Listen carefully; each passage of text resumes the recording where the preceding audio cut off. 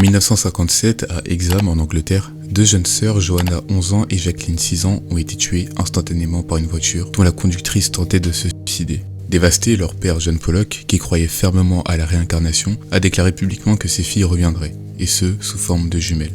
Un an plus tard, malgré le scepticisme initial de la mère et les prédictions d'une naissance unique, des jumelles, Julian et Jennifer, sont nées. La coïncidence est devenue extraordinaire lorsque Jennifer, la plus jeune, a présenté des marques de naissance correspondant exactement à une cicatrice et à une marque corporelle que Jacqueline, sa sœur décédée, avait eue. Mais le véritable choc réside dans l'horreur des souvenirs. Dès l'âge de 3 ans, les jumelles ont commencé à manifester une phobie intense des voitures. Le père a observé ses filles se blottir l'une contre l'autre en hurlant « La voiture, elle vient nous chercher », lorsque le moteur d'une voiture démarrait près d'elle.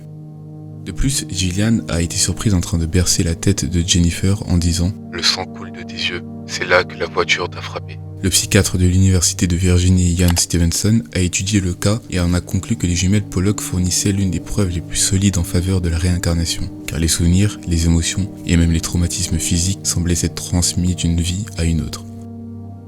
Le cas des jumelles John Pollock est-il une preuve de la survie de la conscience après la mort ou l'exemple parfait de la façon dont le chagrin intense d'un père croyant a remodelé la mémoire de sa famille?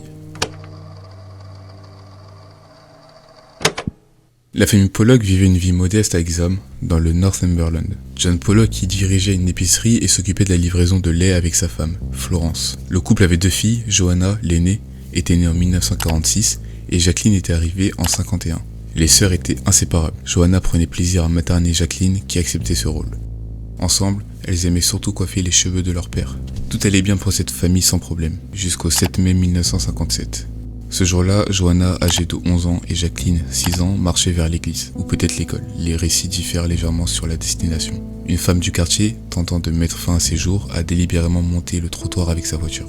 Les fillettes bloquées par un mur n'ont pas pu s'échapper. L'impact fut si violent qu'il les a tuées instantanément. L'incident tragique qui a également coûté la vie à leur amie a fait les gros titres au Royaume-Uni.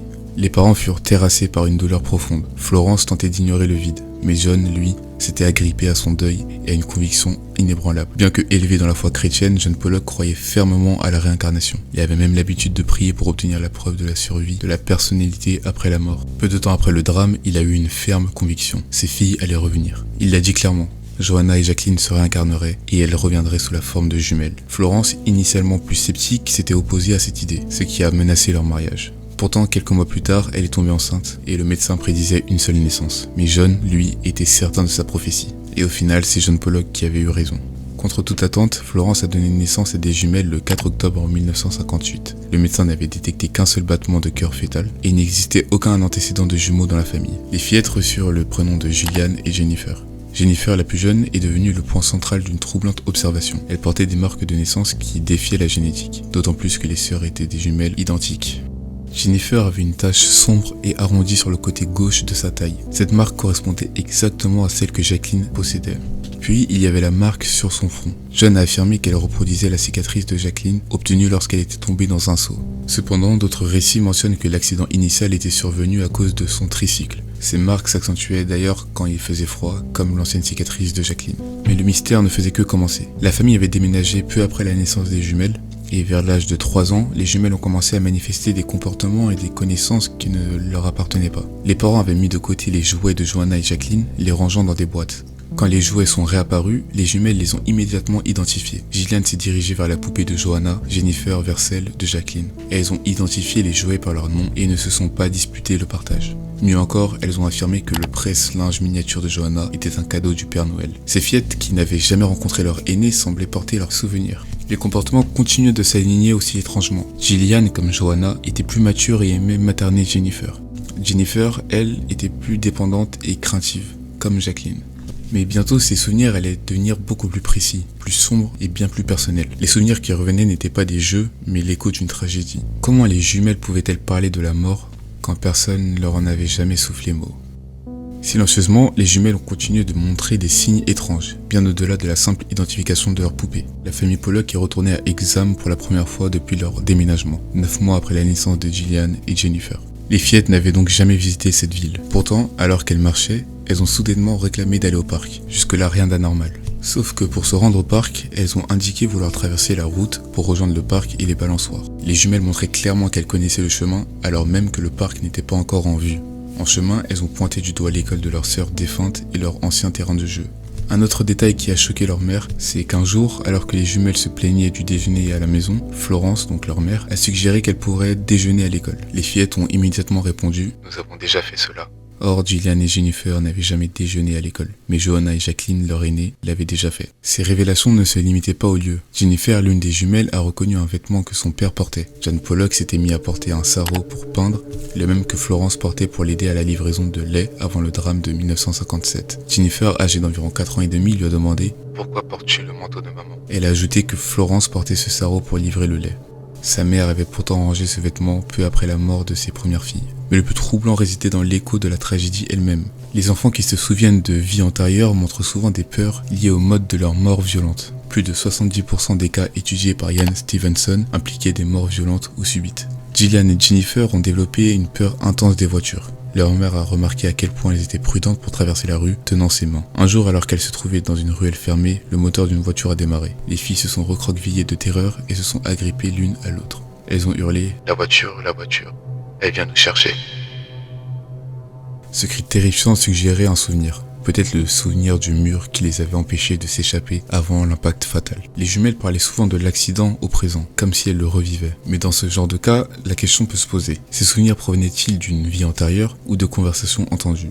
Certains critiques ont suggéré que les parents, notamment John Pollock, qui croyaient fermement à la réincarnation, filtraient les comportements des jumelles à travers le prisme de leur deuil. De plus, les enfants qui pouvaient avoir ramassé des brides d'informations auprès de leurs parents ou de leur frère aîné, même sans que ce soit intentionnel. Pour John Pollock, la question était tranchée. Il avait prédit le retour de ses filles sous forme de jumelles. Il considérait les marques de naissance de Jennifer et les souvenirs spontanés comme la preuve que Johanna et Jacqueline étaient revenues. Florence, initialement sceptique, a finalement semblé accepter ou croire au récit familial après avoir observé les comportements des jumelles. Et au fur et à mesure, ce mythe de la réincarnation était devenu, selon certaines analyses, une stratégie psychologique pour gérer le deuil intense et fournir un sens à la tragédie.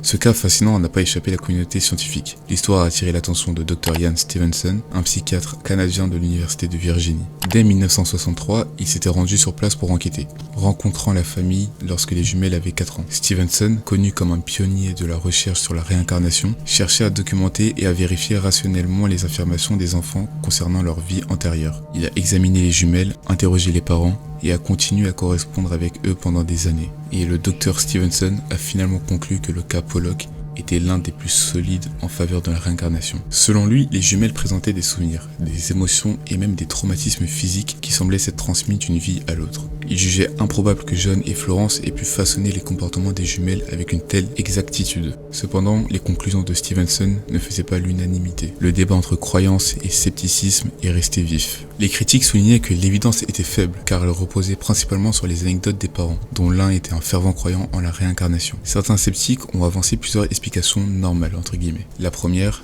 l'influence parentale et la suggestion. John Pollock, étant convaincu, aurait pu consciemment ou non façonner le récit. Des membres de la famille, y compris les 4 frères aînés, auraient pu transmettre des informations sur les sœurs décédées, même involontairement. La deuxième explication, les faux souvenirs. La mémoire des parents, surtout après des années, peut filtrer les événements pour renforcer l'idée de réincarnation. C'est ce qu'on appelle le biais de confirmation.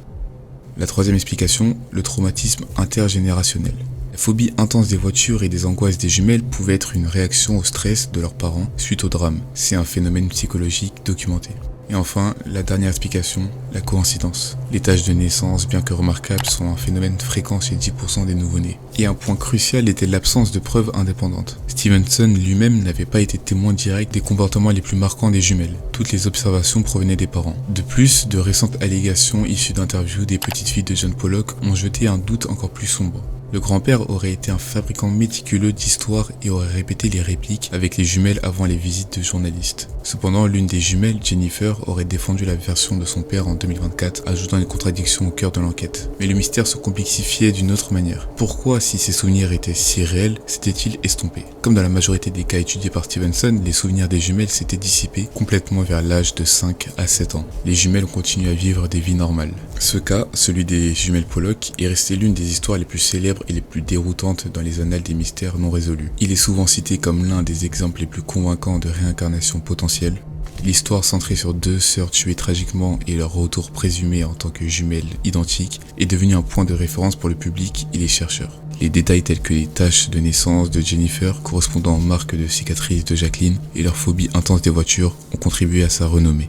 Scientifiquement, l'affaire a principalement acquis de la crédibilité grâce aux travaux du docteur Ian Stevenson, qui a ensuite qualifié l'affaire des jumelles Pollock comme l'une des preuves les plus solides existantes en faveur de la réincarnation. Toute cette affaire, bien évidemment, a créé un impact médiatique qui n'a jamais éteint le débat, bien au contraire d'ailleurs. La faiblesse cruciale du dossier résidait dans le fait que les preuves provenaient presque exclusivement des témoignages des parents dont le père était un fervent croyant. Les critiques comme Ian Wilson et Richard Rockley ont suggéré que l'influence parentale, la suggestion, la coïncidence des tâches de naissance ou même l'interprétation biaisée des parents pour gérer leur deuil expliquaient le phénomène. Après tout, les souvenirs des jumelles ont disparu d'eux-mêmes vers l'âge de 5 à 7 ans, ce qui correspond aux schémas normaux de la mémoire infantile. Ce cas reste donc un mystère non résolu, une histoire déchirante de perte transformée en quête de sens. L'histoire des jumelles Pollock est-elle le témoignage troublant de la survie de la conscience ou l'illustration poignante de la façon dont un chagrin insoutenable a créé un mythe familial pour donner un sens à l'horreur? N'hésitez pas à me partager en commentaire votre point de vue, je regarderai tous les commentaires et on pourra en discuter.